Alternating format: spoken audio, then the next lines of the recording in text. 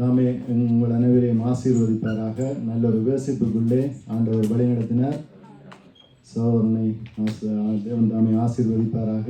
தேவனுக்கு மகிமை உண்டாகும்படியாய் தேவனுக்கு நேராக நாங்கள் கரங்களை தட்டி தேவனை மகிமைப்படுத்துவோம். ஆமேன். தேவன் எங்களோடு இடைப்படுவாராக, எங்களை ஆசீர்வதிப்பாராக. கர்த்தர் உனக்கு வீட்டை உண்டு பண்ணுவார் என்று சொல்லி தாவீதுக்கு சொல்லிய தேவன் அப்படியாக தாவீதுக்கு வீட்டை உண்டு பண்ணினார் என்று பார்க்கிறோம். நமக்கும் வீட்டை கர்த்தர் உண்டு பண்ணுவார். ஏனென்றால் பேலையால் தன் கூலிக்கு பாத்திரனாயிருக்கிறார். அப்படியாக தேவனுக்காக பிரயாசப்படுகிற, தேவனுக்காக உண்மையாய் வாழுகிற, தேவனுக்காய் ஓடுகிற எங்களுடைய பிரயாசங்களை மறந்து விடுவதற்கு தேவன் அப்படிப்பட்டவர் அல்ல. அவர் எங்களை ஆசீர்வதிக்கிற தேவனாக இருக்கிறார். நாங்கள் எடுத்துக்கொள்ளுவோம் 2 சாமுவேல் 7வது அதிகாரத்தை எடுத்துக்கொள்ளுவோம்.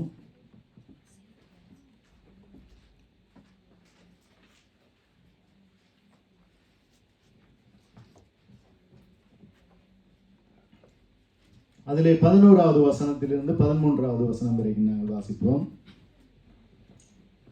உன்னுடைய எல்லா சத்துருக்களுக்கும் உன்னை நீங்களாக்கி இளைப்பாறவும் பண்ணினேன். இப்போதும் கர்த்தர் உனக்கு வீட்டை உண்டு பண்ணுவார் என்பதை கர்த்தர் உனக்கு அறிவிக்கிறார். உன் நாட்கள் நிறைவேறி நீ உன் பிதாக்களோட நித்திரை பண்ணும் போது நான் உனக்கு பின்பு உன் கற்ப பிறப்பாகிய உன் சந்ததியை எழும்ப பண்ணி அவன் ராஜ்யத்தை நிலைப்படுத்துவேன். அவன் என் நாமத்துக்கென்று ஒரு ஆலயத்தை கட்டுவான். அவன் ராஜ்யபாரத்தின் சிங்காசனத்தை என்றென்றைக்கும் நிலைக்க பண்ணுவேன். ஆமென்.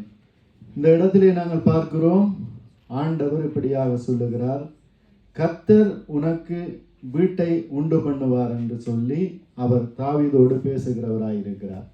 அப்படியாக என்ன ஒரு சந்தர்ப்பத்திலே இந்த இடத்திலே கர்த்தர் அந்த தாவீதை பார்த்து கர்த்தர் உனக்கு வீட்டை உண்டு பண்ணுவார் என்று சொல்லி அந்த நாத்தான்வேல் மூலமாக இந்த இடத்திலே தீர்க்கதரிசனமாக சொல்லுகிறார் என்றால், அந்த தாவீதினுடைய உள்ளத்துக்குள்ளே ஒரு ஆசை இருந்தது. அந்த தேவனுடைய ஆலயத்தை இப்படியாக நான் கட்ட வேண்டும் என்று சொல்லி அந்த தாவீது இப்படியாக தான் கட்டின அந்த அரண்மனையிலே இருக்கின்ற வேளையிலே அவன் அந்த தாவீது யோசிக்கின்றார், தான் இப்படியாக சுகபோகமாக இந்த அரண்மனையிலே இருக்கிறேன், அந்த தேவனுடைய பெட்டி இப்படியாக திரைமறைவிலே இருக்கிறது, அந்த தேவனுக்கு ஒரு ஆலயத்தை கட்ட வேண்டும் என்று சொல்லி உண்மையாக விரும்புகிற ஒரு மகனாக இருக்கிறார். ஒரு பக்தி வைராக்கியம் உள்ள ஒரு மகனாக தாவீது இருந்தார் என்று பார்க்கிறோம். அப்படியான நேரத்திலே அந்த ஆலயத்தை சாலமோன் கட்டுவார் என்று சொல்லி சாலமோன் தான் அந்த ஆலயத்தை கட்டினார் என்று பார்க்கிறோம். அது தேவனுடைய ஆலோசனையின்படியாக சாலமோன் அதை கட்டினார் என்று பார்க்கிறோம். ஆனால் அதனுடைய பிரயாசம் எல்லாம் பார்த்தோமாக இருந்தால் தாவீது தான் அதற்காக பிரயாசப்பட்டார் என்று பார்க்கிறோம். தாவீது நன்மையான காரியங்களை தனக்காக சேர்த்து வைக்காமல் தங்கங்களை வெள்ளிகளை இப்படியாக தேவனுக்காக சேர்த்து வைத்தார் என்று பார்க்கிறோம். பிரியமானவர்களே, அது தாவீதினுடைய பிரயாசமாக இருந்தது. அந்த ஆலயத்தை கட்ட வேண்டும் என்று தாவீதினுடைய பிரயாசமாக இருந்தது. தாவீதினுடைய தீராத ஒரு ஆசையாக இருந்தது. தாவீதினால் அந்த ஆலயம் கட்டப்படவில்லை, தாவீது தான் கட்ட வேண்டும் என்று நினைத்தார். தாவீதினுடைய தீராத ஒரு ஆசையாக இருந்தது, கனவாக இருந்தது, ஏக்கமாக இருந்தது, தாவீதினுடைய எண்ணமாக இருந்தது என்று பார்க்கிறோம். பிரியமானவர்களே, அப்படியாக தாவீது தேவனுக்காக ஓடின, தேவனை மகிமை எந்த இடத்திலும் மகிமைப்படுத்த வேண்டும் என்று சொல்லி விரும்பின ஒரு பக்தனாக இருந்தார் என்று பார்க்கிறோம். தாவீது தேவனை இப்படியாக கனப்படுத்துவதிலே மகிமைப்படுத்துவதிலே எதிலும் அதற்கு முன்னுரிமை கொடுத்த ஒரு மகனாக இருந்தார் என்று பார்க்கிறோம். தேவனை நம்பி எந்த சூழ்நிலைக்குள்ளும் போவதற்கு தயங்காத ஒரு நபராக இருந்தார், தயங்காத ஒரு மகனாக இருந்தார் என்று பார்க்கிறோம். தேவனே அவருடைய நம்பிக்கையா இருந்தார் என்று பார்க்கிறோம். தாவீதினுடைய நம்பிக்கை யாராக இருந்ததாம்? தேவனே தாவீதினுடைய நம்பிக்கையாக இருந்தார் என்று பார்க்கிறோம். அதனாலே தான் தாவீது சொல்லுகிறார், உம்மாலே நான் ஒரு சேனைக்குள் பாய்ந்து போவேன், என் தேவனாலே ஒரு மதிலை தாண்டுவேன் என்று சொல்லி அவர் வாழ்ந்த ஒரு பக்தனாக, வாழ்ந்த ஒரு மகனாக இருந்தார். அப்படியாக தேவனாலே எல்லா காரியத்தையும் செய்தவராக இருந்தார் என்று பார்க்கிறோம். பிரியமானவர்களே, ஏனென்றால் தாவீது தேவனை நம்பித்தான் எப்பொழுதும் காரியங்களை செய்பவராக இருந்தார். எந்த ஒரு சூழ்நிலை வந்தாலும் அதற்கு பயப்படாத ஒரு மகனாக இருந்தார் என்று பார்க்கிறோம் பிரியமானவர்களே. தாவீதை தேவன் ஒருபோதும் விட்டு கொடுக்காதவராய் இருந்தார் என்று பார்க்கிறோம் பிரியமானவர்களே. தாவீதை தேவன் ஒருபோதும் விட்டு கொடுக்காத ஒரு ஆண்டவராக இருந்தார். ஏனென்றால் தாவீதினுடைய உள்ளத்தை தேவனுக்கு தெரியும். தாவீது தன்னுடைய இருதயத்துக்கு பிரியமானவன் என்று சொல்லி தேவன் அறிந்திருந்தார். தேவனே சாட்சி கொடுத்தார். அந்த ஒரு பாவத்தை தவிர, ஒரு மீறுதலை தவிர தாவீதினிடத்தில் எந்த ஒரு குறையும் நான் சொல்ல மாட்டேன். அந்த பத்சேபாளுடைய காரியத்தை தவிர நான் எந்த ஒரு காரியத்தையும் தாவீதினிடத்தில் சொல்ல மாட்டேன். அப்படியாக தாவீது என் வழிகளில் எல்லாம் நடந்தான் என்று சொல்லி தாவீதை குறித்து படியாக தேவன் சாட்சி கொடுத்தவராயிருக்கிறார் என்று பார்க்கிறோம் பிரியமானவர்களே. வனாந்தரத்திலும் தேவன் அவனோடு கூட இருந்தார் என்று பார்க்கிறோம். அந்த ராஜசபையிலும் தேவன் இந்த தாவீதோடு கூட இருந்தார் என்று பார்க்கிறோம். ஏனென்றால் தாவீதை தேவனுக்கு மிகவும் அருமையானவன் என்று சொல்லி, என்னுடைய தாசன் என்று சொல்லி அந்த தாவீதை இப்படியாக தேவன் அழைத்தவராக இருக்கிறார். அப்படி ஒரு பிரபலமான ஒரு பக்தனாக இருக்கிறார் என்று பார்க்கிறோம். இன்று நாங்கள் எப்படித்தான் எத்தனையோ ஆயிரம் ஆண்டுகளுக்கு பிறகு நாங்கள் வாழ்ந்து கொண்டிருக்கின்றோம். நாங்கள் வாழ்ந்து கொண்டிருக்கின்ற வேளையிலும் வேதத்திலே நாங்கள் தேவனை துதிக்க வேண்டும் என்றால் தாவீதின் அந்த சங்கீதத்துக்குள்ளே போகாமல் நாங்கள் வர முடியாது என்று பார்க்கிறோம். அப்படியாக தாவீது தேவனை துதித்தது போல நாங்கள் துதிக்கவில்லை. அப்படி தாவீது ஒரு துதி வீரனாக, ஒரு வேர்ஷிப் லீடராக இப்படியாக இருந்த ஒரு மகனாக இருந்தார் என்று பார்க்கிறோம் பிரியமானவர்களே. தாவீது தனக்காக எந்த ஒரு சொத்தை தேடி வைக்க வேண்டும் என்று விரும்பவில்லை. அவனை ராஜாவாக ஏற்படுத்தினார். அந்த ராஜ மேன்மையிலே அவனுக்கு வந்தது எல்லாவற்றையும் அவனுப்படியாக பெற்றுக்கொண்டான், அனுபவித்தான். ஆனாலும் அவனுடைய பிரயாசத்திலே வருகின்ற காரியங்கள் எல்லாவற்றையும் தேவனுக்கென்று அவன் சேர்த்து வைத்தான் என்று பார்க்கிறோம் பிரியமானவர்களே. தாவீது இப்படியாக தனக்காக நல்ல சாட்சியை சேர்த்தான் என்று பார்க்கிறோம் பிரியமானவர்களே. ஏனென்றால் அந்த அந்த அந்த தேவனை குறித்ததான சாட்சி தாவீது அந்த தேவனோடு நடந்த போது மற்ற ஜனங்கள் பார்த்து அந்த தாவீதினுடைய சாட்சியை பார்த்து பின்தொடர வேண்டும் என்று சொல்லி தாவீது நல்ல ஒரு சாட்சியை சேர்த்து வைத்தான் என்று பார்க்கிறோம் பிரியமானவர்களே. ஏனென்றால் தாவீது நல்ல ஒரு பண்புள்ள ஒரு மகனாக இருந்தார் என்று பார்க்கிறோம். அப்படியாக தேவனுக்காக வாழ்ந்த ஒரு மகனாக இருந்தார். ஏனால் மனுஷனாகப்பட்டவன் எப்படியோ தவறி விழக்கூடும், சில வேளை பாவத்துக்குள்ளே விழக்கூடும். அப்படியான காரியம் தாவீதுக்கும் வந்தது. தாவீதுக்கு வந்த வேளையிலே தாவீது அந்த பாவத்தை விட்டு இப்படியாக மனம் திரும்பி மனம் கசந்து அழுது இப்படியாக சங்கீதம் பாடினார் என்று பார்க்கிறோம். பாவ அறிக்கை சங்கீதம் என்று இப்படியாக பாடினார். அவர் ஒரு பிரபலமான ஒரு தேவ மனிதனாக இருந்தார். நாளை இந்த வரலாறு தன்னை குறித்து என்ன சொல்லும் என்று சொல்லி அந்த பாவத்தை மறைக்கவில்லை. பாவத்தை தேவனுக்கிட்ட இப்படியாக ஒப்பு கொடுத்து அந்த இடத்திலே பாவத்துக்காகவே ஒரு சங்கீதம் பாடி இப்படியாக மனம் திரும்புகிற ஒரு சங்கீதத்தை அந்த இடத்திலே அவர் வடித்தார், அப்படியாக பாடினார் என்று பார்க்கிறோம் பிரியமானவர்களே. அப்படியாக தேவனை குறித்து ஒரு வைராக்கியமாக அப்படியாக இருந்த ஒரு மகனாக இருக்கிறார். அப்படிப்பட்ட மகனுக்குத்தான், அப்படிப்பட்ட ஒரு பக்தனுக்குத்தான் தேவன் சொல்லுகிறார், கர்த்தர் உனக்கு வீட்டை உண்டு பண்ணுவார் என்று சொல்லி. அப்படியாக அவர் தேவனை குறித்து சொல்லப்படுகிறது, அவர் பாரபட்சம் பார்க்கிற தேவன் அல்ல என்று. அது எண்ணத்தை வைத்து நாங்கள் அப்படி பார்ப்போமாக இருந்தால், இப்ப 2 மனிதர்கள் இருக்கிறார்கள். 2 மனிதர்களுக்கு ஒருவர் சொல்லுகிறார், நீ இதை செய்தால் உனக்கு நான் இதை செய்வேன் என்று சொல்லி. 2 மனிதர்களும் சரியாக அந்த நடுவர் சொன்னது போல, அந்த விசேஷித்த ஒரு மனிதன் சொன்னது போல 2 பேருமே அந்த காரியங்களை ஒழுங்காக செய்கின்ற வேளையிலே அந்த நபருக்கும் முதலாவது நபருக்கும் சரியாக செய்வார், 2வது நபருக்கும் சரியாக செய்வார். அதிலே எந்த ஒரு வேற்றுமையும் இருக்காது. அப்படியாக தேவன் ஆசீர்வதிக்கிறவராய் இருக்கிறார். அப்படித்தான் இப்ப தாவீதை எப்படி ஆசீர்வதித்தாரோ அதே போல தாவீது செய்த நீதியை போல நாங்கள் வாழுகின்ற காலத்திலே நாங்கள் ஒரு நீதியை செய்தோமாக இருந்தால் தாவீதை ஆசீர்வதித்தது போல எங்களை ஆசீர்வதிக்கிற தேவனாக இருக்கிறார். அவர் பாரபட்சம் பார்க்கிற தேவன் அல்ல. ஏனென்றால் அவருக்கு தேவை நீதி, ஒருவன் நீதி செய்ய வேண்டும், நீதி செய்கிறவனை தேவன் ஆசீர்வதிப்பார் என்று பார்க்கிறோம் பிரியமானவர்களே. அப்படி அநேக தேவ பிள்ளைகளை, தேவனுடைய மனிதர்களை தேவன் ஆசீர்வதித்தார் என்று பார்க்கிறோம். அவர்களுடைய நீதியின் நிமித்தம், உண்மையின் நிமித்தம் ஆசீர்வதித்தார் என்று மோசையை குறித்து சொல்லுகின்ற வேளையிலே, என் வீட்டில் எங்கும் உண்மை உள்ளவன் என்று சொல்லி மோசையை ஆசீர்வதித்தார் என்று பார்க்கிறோம். இந்த ஆபிரகாமை ஆசீர்வதிக்கின்ற வேளையிலே ஆபிரகாமை இப்படியாக தேவனுடைய சிநேகிதன், தேவனுக்கு என்ன பிடிக்கும் என்ன பிடிக்காது என்பதை ஒரு சிநேகிதனுக்கு தெரியும், ஒரு நண்பனுக்கு என்ன பிடிக்கும் என்ன பிடிக்காது என்று சொல்லி அப்படியாக தேவனுக்கு பிரியமாக தேவனுடைய அந்த உள்ளத்தை புரிந்த ஒரு மனிதனாக இந்த ஆபிரகாம் நடந்தவராயிருந்தார். அப்படி நடந்த வேளையிலே இந்த ஆபிரகாமை ஆசீர்வதித்தார் என்று பார்க்கிறோம்.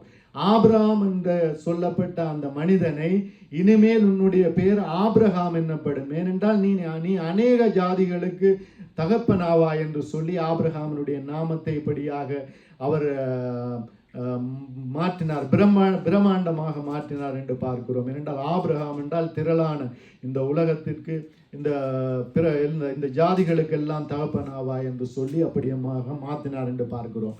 அப்படியாக ஆபிரகாமை ஆசீர்வதித்த அந்த தேவன் அந்த காலத்திலே ஆபிரகாமை ஆசீர்வதித்தவர்.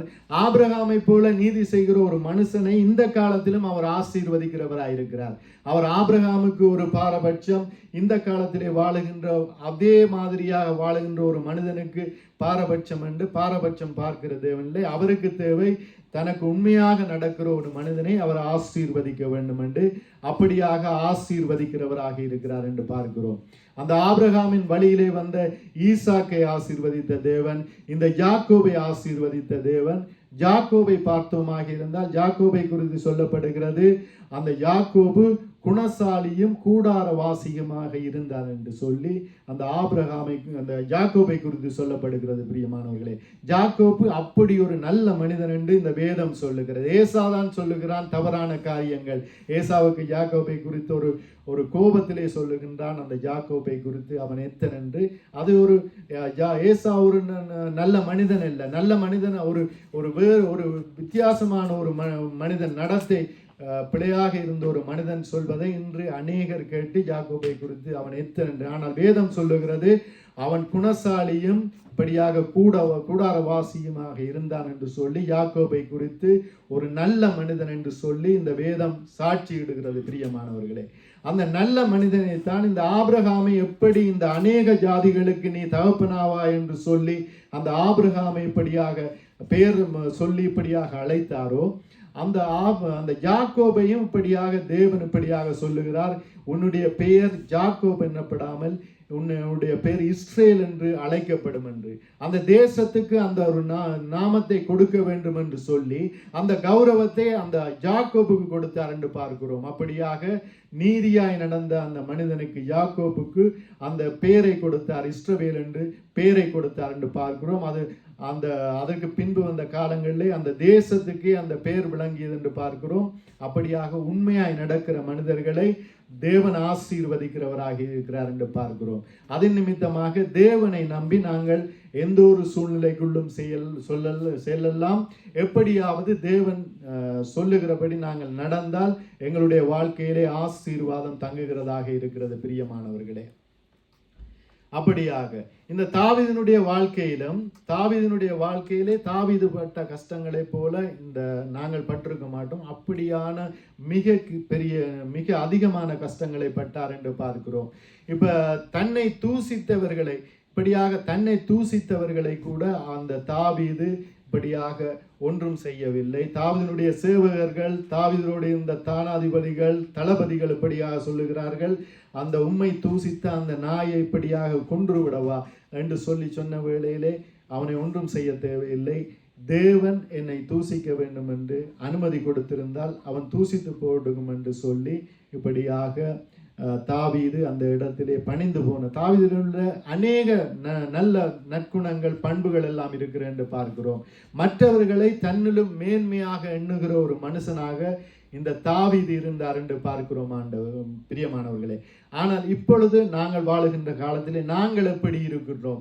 நாங்கள் மற்றவர்களை மன்னிக்கிறோமோ, மற்றவர்களை நாங்கள் தவறு செய்தால் மற்றவர்களிடத்திலே மன்னிப்பு கேட்கிறோமா என்று சொல்லி எங்களை ஆராய்ந்து பார்க்க வேண்டும் பிரியமானவர்களே. ஏனென்றால் உபவாசம் என்பது இப்படியாக எங்களை தாழ்த்தி எங்களிடம் மற்றவர்களை மேன்மையாக எண்ணி இப்படியாக நடக்கிறது தான் ஒரு உபவாச ஒரு வாழ்க்கையாக இருக்கிறது. ஒரு நாள் மட்டும் நாங்கள் உபவாசம் இருந்துவிட்டு போறதிலே பிரயோசனம் இல்லை. எங்களுடைய வாழ்க்கையே இப்படியாக உபவாசமாக இருக்க வேண்டும். இப்ப சாப்பிடாவிட்டால் தான் ஓகே, நாங்கள் சாப்பிடாமல் ஒரு நாள் இருக்கிறோம்.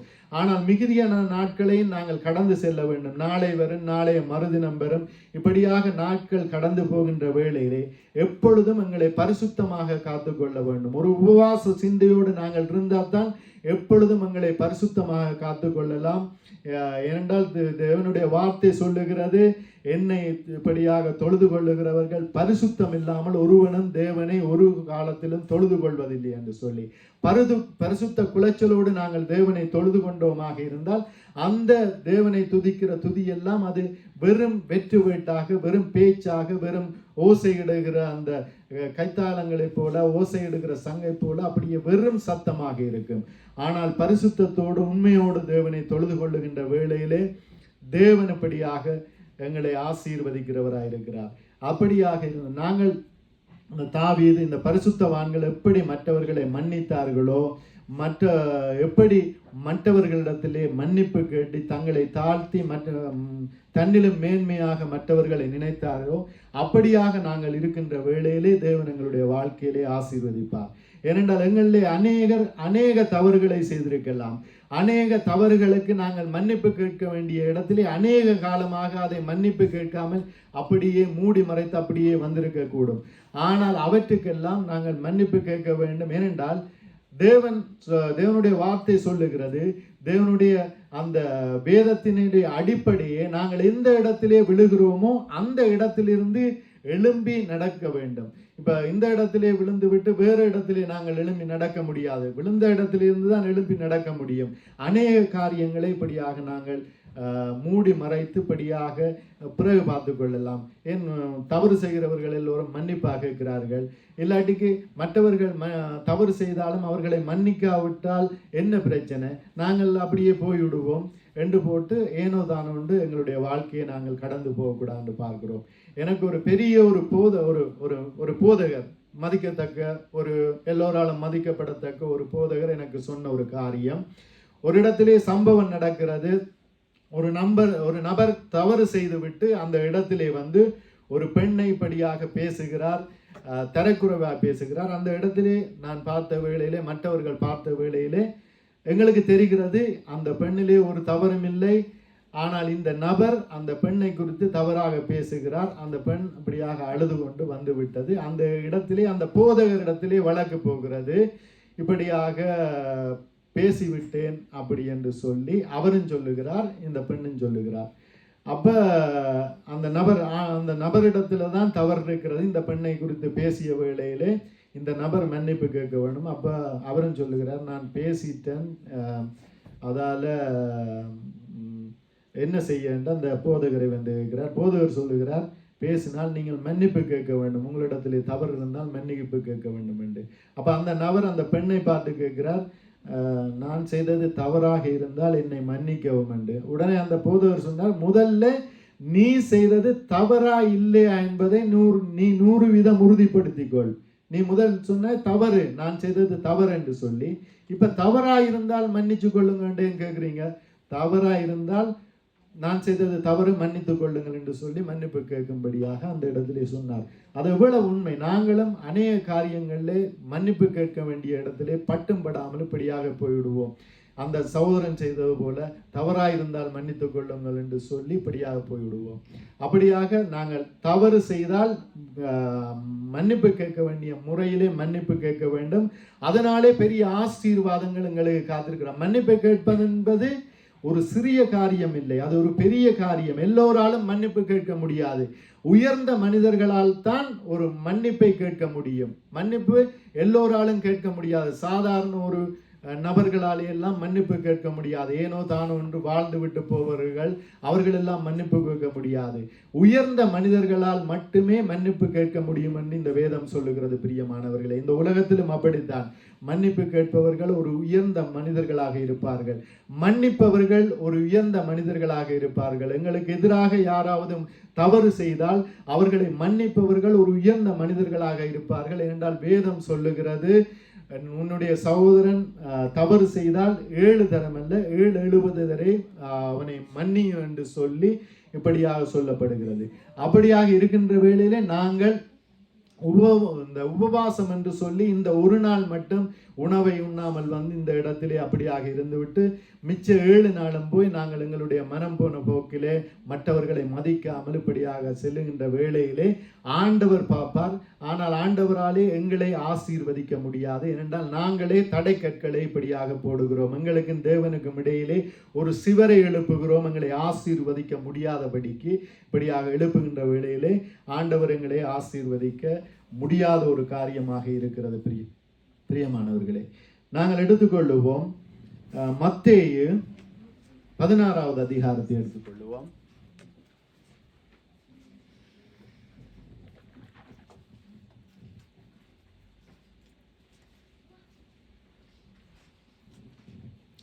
அதில் 24வது வசனத்தை வாசிப்போம். அப்பொழுது இயேசு தம்முடைய சீஷர்களை நோக்கி, ஒருவன் என்னை பின்பற்றி வர விரும்பினால் அவன் தன்னைத்தான் வெறுத்து தன் சிலுவையை எடுத்துக்கொண்டு என்னை பின்பற்றி வர கடவன். ஆமென். ஒருவன் என்னை பின்பற்றி வர விரும்பினால் தன் சிலுவையை எடுத்து தன்னை வெறுத்து என்னை பின்பற்றி வர கடவன் என்று சொல்லி தன்னைத்தான் வெறுத்து என்னை பின்பற்றி கடவன் என்று சொல்லப்படுகிறது. அப்படியாக இருந்தால் அனுதினமும் சிலுவையை எடுத்துக்கொண்டு நாங்கள் அவரை இப்படியாக பின்பற்றி போக வேண்டும் என்று பார்க்கிறோம். பிரியமானவர்களே, அப்படியாக இருந்தால் நாங்கள் பாடுகள் இப்ப நாங்கள் ஒரு தேவபக்தியுள்ள மனிதனாக நடக்க விரும்புகிறவர்களுக்கு இந்த இடத்திலே பாடுகள் அனுபவிக்கப்பட்டிருக்கிறேன் என்று பார்க்கிறோம். அந்த பாடுகளையும் தாண்டி நாங்கள் மற்றவர்களை மன்னிக்கிறவர்களாக இப்படியாக நாங்கள் நடந்து நாங்கள் எங்களுடைய சிலுவையை சுமந்து கொண்டு நாங்கள் செல்ல வேண்டியவர்களாக இருக்கின்றோம்.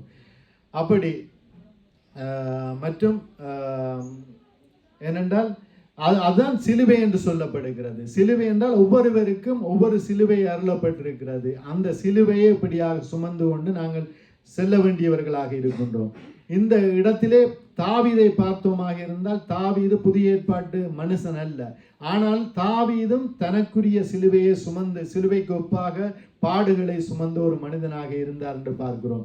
அப்படியாக எங்களுக்கு அருளப்பட்ட சிலுவை, இப்போ உதாரணத்துக்கு எங்களுக்கு அருளப்பட்ட சிலுவை எங்களுடைய குடும்ப உறவினர்களாக இருக்கலாம், நண்பர்களாக இருக்கலாம், எங்களை சூழ உள்ளவர்களாக இருக்கலாம், எங்களுக்கு சபையிலே சிலுவையாக இருக்கக்கூடும். ஆனால் அவற்றை சகித்து கொண்டு அவர்களோடு கூட நாங்கள் பயணிக்க வேண்டியவர்களாக இருக்கின்றோம். பயணிக்கின்ற வேளையிலே தான் தேவனுடைய ஆசீர்வாதம் எங்களோடு கூட வருகிறதாக இருக்கிற என்று பார்க்கிறோம். பிரியமானவர்களே, அப்படியாக தேவன் பாரபட்சம் பார்க்காதவராக இருக்கிறார். ஏனென்றால் அவர் ஒரு நல்ல தேவனாக தன்னுடைய வார்த்தையின்படியாக தம்முடைய கட்டளையின்படியாக நடக்கிறவர்களை நிறையவாக ஆசீர்வதிக்கிறவராய் இருக்கிறார் என்று பார்க்கிறோம். வேலையால் தன் கூலிக்கு பாத்திரனாய் இருக்கிறார் என்று பார்க்கிறோம். எப்படி எங்களுடைய சிலுவையை எடுத்துக்கொண்டு நாங்கள் நடந்து ஒரு உபவாசத்தை சிந்தையோடு எங்களுடைய வாழ்நாள் எல்லாம் நாங்கள் தேவனுக்கு நேராக பிரயாணப்பட்டு கொண்டிருக்கிறோமோ, அப்பொழுதெல்லாம் நாங்கள் எங்களை தாழ்த்துகின்ற வேளையிலே நாங்கள் தேவனுக்கு வேலை ஆட்களாக இருக்கின்றோம். நாங்கள் மற்றவர்களை மன்னிக்கின்ற வேளையிலே தேவன் சொன்ன காரியங்களை செய்கிறவர்களாக இருக்கின்றோம். நாங்கள் மற்றவர்களிடத்திலே எங்களுடைய தவறுகளுக்காக மன்னிப்பு கேட்டுப்படியாக போகின்ற வேளையிலே நாங்கள் தேவனுடைய வேலை ஆட்களாக இருக்கின்றோம். அவர் தருகிற கூலிக்கு பாத்திரராக இருக்கின்றோம். அவருக்கும் எங்களுக்கு நடுவிலே ஒரு தடுப்பு சுவரும் இல்லாமல் தேவனுடைய ஆசீர்வாதம் எங்களை நோக்கி வருகிறதாக இருக்கிறது. பிரியமானவர்களே, அப்படியாக நாங்கள் தேவனுக்கு முன்பதாக இந்த பரிசுத்தவான்கள் நடந்தது போல நாங்கள் நடக்கின்ற வேளையிலே அந்த பரிசுத்தவான்களை ஆசீர்வதித்த தேவன் எங்களையும் ஆசீர்வதிக்கிறவராயிருக்கிறார். அவர் அந்த பரிசுத்தவானுக்கு ஒரு பாரபட்சம் காட்டி எங்களை இப்படியாக கீழே தள்ளி அவர் விடுகிறவர் அல்ல. அவர் இப்படியாக எங்களை ஆசீர்வதிக்கிற தெய்வமாக இருக்கிறார் என்று பார்க்கிறோம். அதில் நாங்கள் எடுத்துக்கொள்ளுவோம் 2 சாமுவேல் 7வது அதிகாரத்தை மறுபடியும் எடுத்துக்கொள்வோம்.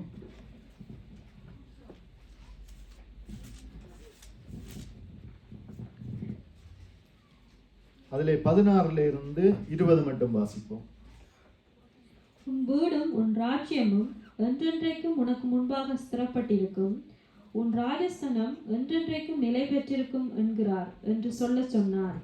நாத்தான் இந்த எல்லா வார்த்தைகளின் படியும் இந்த எல்லா தரிசனத்தின் படியும் தாவீதுக்கு சொன்னான். அப்பொழுது தாவீது ராஜா உட்பிரவேசித்து கர்த்தருடைய சமூகத்தில் இருந்து, கர்த்தராகிய ஆண்டவரே, தேவரீர் என்னை இதுவரைக்கும் கொண்டு வந்ததற்கு நான் அம்மாத்திரம், என் வீடும் அம்மாத்திரம்.